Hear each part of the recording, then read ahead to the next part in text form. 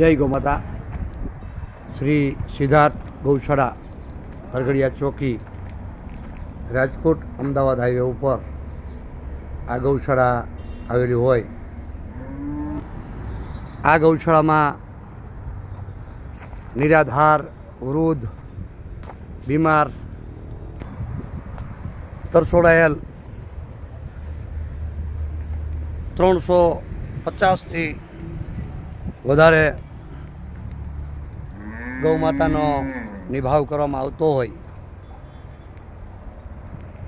અહીંયા સંખ્યાના પ્રમાણે એક પતરાનો શેલ્ટર બનાવવું ખૂબ જ જરૂરી હતું. તેથી દાતાશ્રી કુસુમબેનના સહયોગથી આ પતરાનો શેલ્ટર તૈયાર થઈ ગયેલો હોય. જે આપ જોઈ રહ્યા છો, આ શેડ તૈયાર થઈ જતાં હવે ગૌમાતા આજીવન આ શેડની અંદર નિરાતે શાંતિથી રહી શકશે.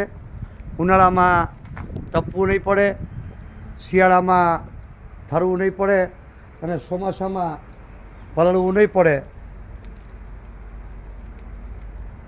તેથી દાતાશ્રી કાયમી સુખી સંપન્ન રહે, કાયમી નિરોગી રહે અને આ દુનિયાની તમામ સુખ સમૃદ્ધિ દાતાશ્રીના શરણોમાં કાયમી વાસ કરે તેવી મા ભગવતી ગૌ માતા પાસે પ્રાર્થના.